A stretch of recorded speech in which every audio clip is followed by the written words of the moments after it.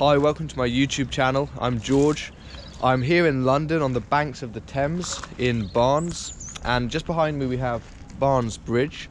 So today is quite a special day because my little sister Harriet, who is studying at Oxford, is in London today, and she's taken part in a rowing race against Cambridge University.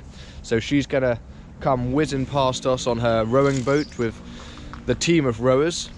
Over in that direction we have the finish line, so we're quite close to the finish line here, and I think this is quite a good spot because I get some of Barnes Bridge in the background, some of the clouds, some of the blue sky, some of the trees, the river kind of curving around, and then we're in a good spot to see my sister's boat come whizzing past us, as hopefully she comes in first place.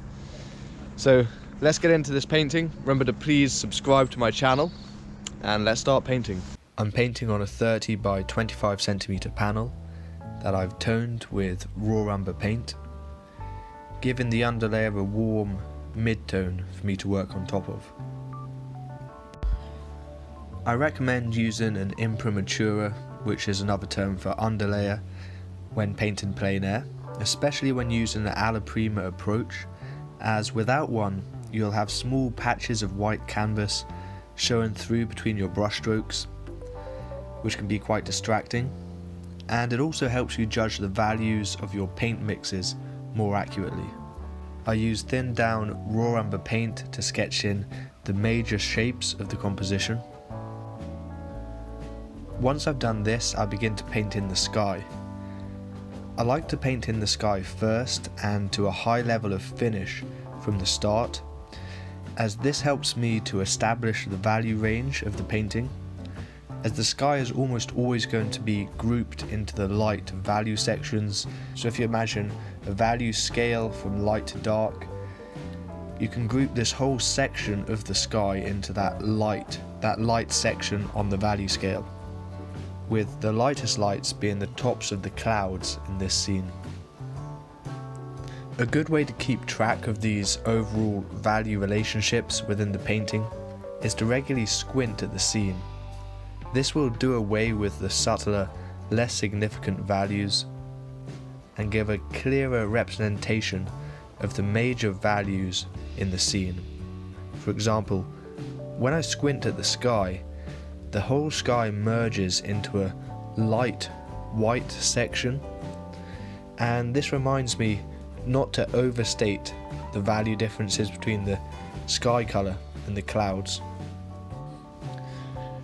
I also like painting the sky accurately in the early stages of the painting, as this is when my brushes and my palette are at their cleanest. So I can make the most of this by painting the light colours and the high chroma blues without having to worry about the paint becoming muddy due to a previous colour mix on my palette or wet paint in the hairs of my brush. Once I've painted the sky, I now fill in the next biggest section of the painting, which is the river. I paint the river using an overall grey tone, which gets gradually darker as it approaches the foreground. I will use this paint layer as a base to paint more specific details and sharper ripples, reflections and highlights on top later on.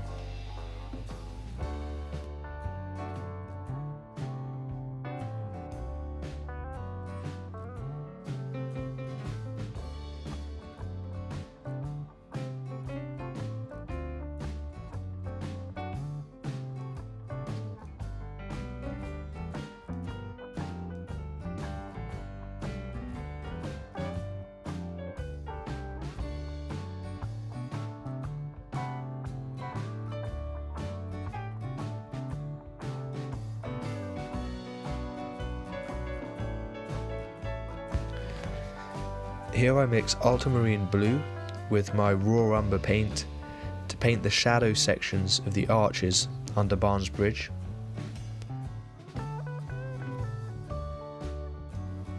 I've had to retreat from the riverbank as the tide has come in and completely submerged my previous painting spot. However, although the scene has changed as a result, I'm still going to stick with my original underdrawing, as I like this curve of the riverbank leading from the bottom of the painting up the right hand side and into Barnes Bridge. And I think this works as a nice compositional tool to lead the viewer's eye in a journey through the painting.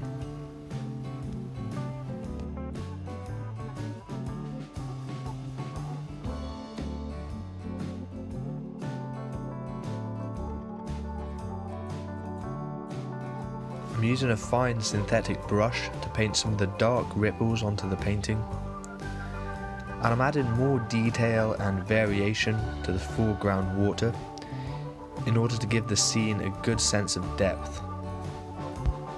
And by accurately capturing this texture to the surface of the water in the foreground, the eye optically identifies this as a body of water, and therefore our mind fills in the whole section of water without me having to paint every tiny ripple as the water goes off into the distance. So I can just keep the foreground in focus and let the distant water become a lot more soft and generic. Here I'm starting to paint the small speedboat which accompanies the rowing boats throughout the race.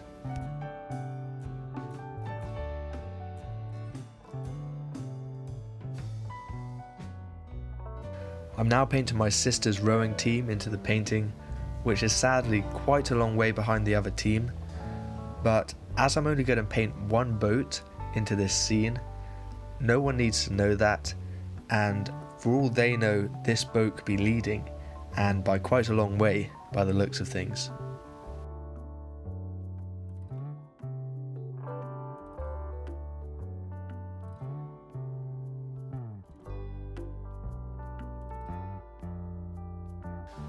To paint this tree on the riverbank, I start by painting a soft mid-tone which is halfway between the brown of the tree and the blue of the sky, and this soft effect can act as the small fiddly winter branches, and I then go on top with a fine pointy brush just to pick out a few of the strong core branches of the tree, and I let this soft intermediate tone around the tree to act as those very fine small winter branches. Here I'm painting the silhouettes of two small birds into the scene, just to add a bit of visual interest to the upper right hand corner of the painting. It also helps add a sense of scale to the scene.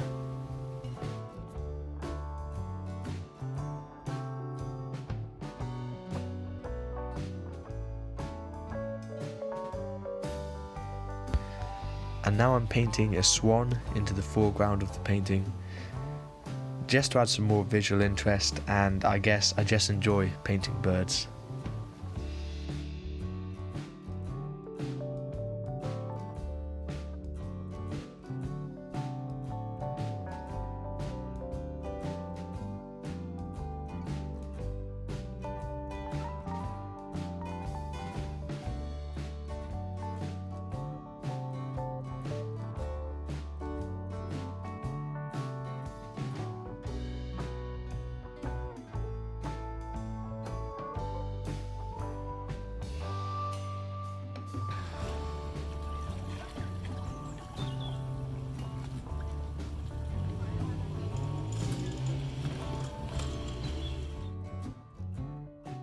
I finished painting here in Barnes, and you may have noticed that the water moved up quite a lot whilst I was painting.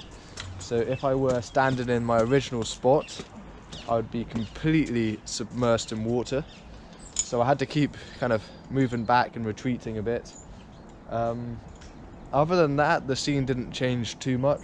The sky stayed quite blue with a few clouds, and I saw my sister's boat go past, but sadly they were quite a bit behind Cambridge, so they didn't win. But I've enjoyed painting here in Barnes. If you enjoyed it, then please give it a thumbs up and subscribe to my channel. You can also ring that little notification bell, and that way you'll get notified when I make any new videos. You can follow me on Instagram as well at George Frederick Thomas. Thanks for watching. Until next time.